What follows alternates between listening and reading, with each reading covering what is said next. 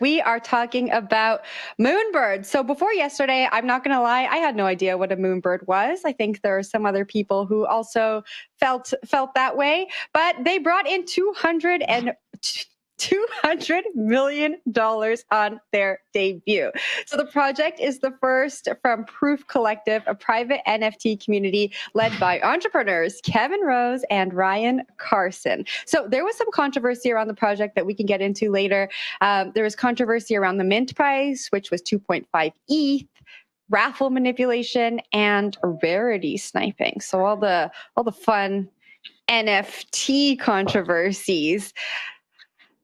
Well, I'm going to pass this to you first. I always do with our NFT stories. I love your takes.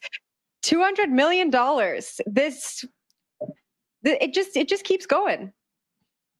See, this is the pernicious thing about NFTs is some of them pop off like rockets. Some of them just go straight into the ground. They never find a floor price and you are out of all your money. And it's probably like a good 99% or 99.9% to the 0.1% or whatever. It's a very steep cliff between those two things, but it's enough for people to keep gambling on these things. So people will jump into any NFT project they see because they want to be the next Moonbirds.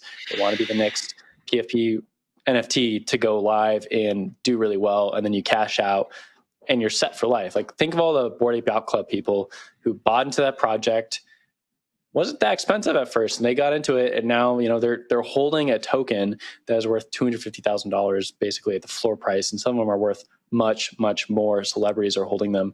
You basically are gambling on entering into a different sort of class within crypto, honestly. You're moving from just being like a pleb of like the ICO holders, people on Twitter with like 200 followers who aren't doing much and just kind of joining into the random group chats, playing around with a few coins. And then all of a sudden you have it. And you're into the next chat, you're into the next thing, you're in that exclusive club with everybody.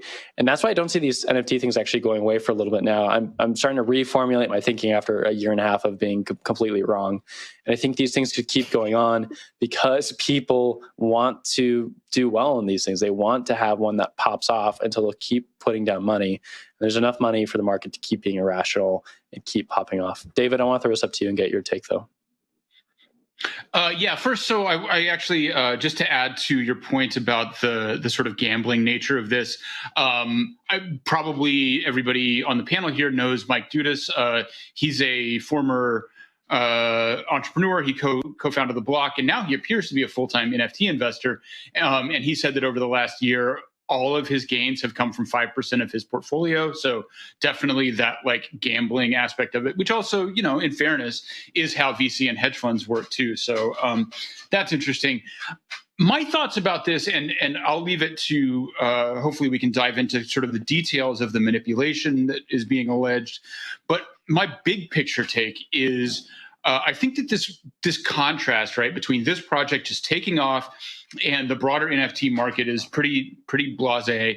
I think it just really drives home how important the relationships and connections and the organizational level behind these things increasingly is to how they're received in the market. And that can go kind of two ways, right? There are a lot of, even leaving aside claims of manipulation during the sale, there is a lot of concern that the NFT market is an insider's game. That like if you follow the right people, if you get into the right buys with other people who are very influential, then you win. And on the one hand, this would seem to affirm that. But on the other hand, that's how investment works. You buy into people who you trust and believe in. So it's, I don't know where I land on that, but I think it's an interesting illustration. Zach, you had your...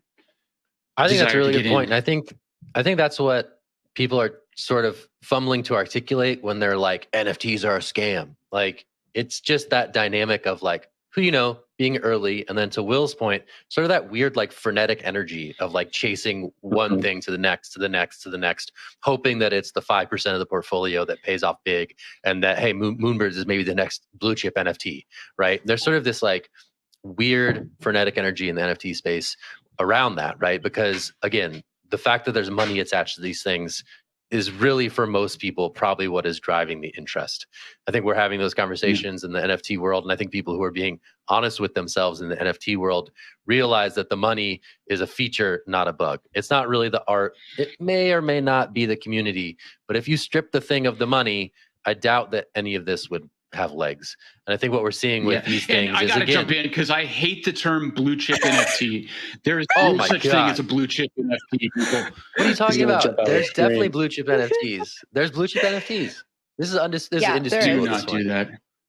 Oh, we're doing it. Wait, I got a question. I want to ask everybody: would DeFi Summer, all the tokens from summer 2020, have had the legs that NFTs are if the DeFi Summer happened at the same time the Bitcoin bull market happened? So I think like NFTs did really well because Bitcoin was popping at the same time. And I wonder if there was like a little bit of a delay on these DeFi tokens. I wonder if they would have done as well and they continued their momentum, because DeFi Summer died basically after 3 to 6 months, depending on how you count it. Yeah. Will's always my asking personal us to vote take on is that things. DeFi Summer was subsidized, so it was never going to go well. But I want to see comparison between the two things. I guess that was a bad question, but I do want to see comparison between those two things, because it's like very interesting markets, two like completely new things with DeFi and NFTs, and then also at very distinct times in terms of like where Bitcoin, like the biggest and best horse, was running. And I'd love to see some comparison between the two things. I think it's more about the market mechanisms, to David's point.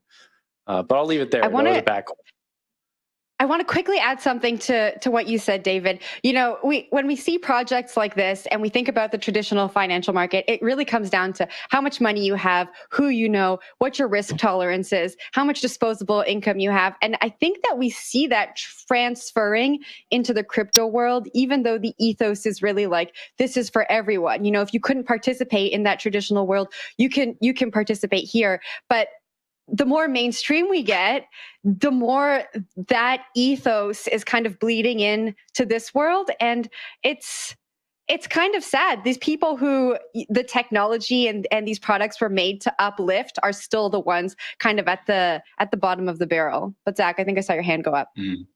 I think it's a good point. I mean, it's just a different group of people, right? It's like the same boogeyman, but in different clothing, right? Like, I think that's being lost in the conversation. It's like the people who are like balling in the NFT world, they don't necessarily have the markers of like traditional financial success, right? They just happen to be there early enough where they're benefiting from that. So there's always going to be that subsequent wave of people pointing at the person who made it and saying, "Oh, I'm mad." And I think we see a lot of that in NFT land. All right. Yeah. I would also say just that, high risk markets in general, that's just how they work. If you have a large pot of money, you can, spread your risk around. And so I don't know how that affects that conversation, but I would maybe say that it's not so much an ethos. It's just the inevitable way something works when you structure it in a way that only 5% of the assets are actually providing returns, is that those benefits accumulate at the top.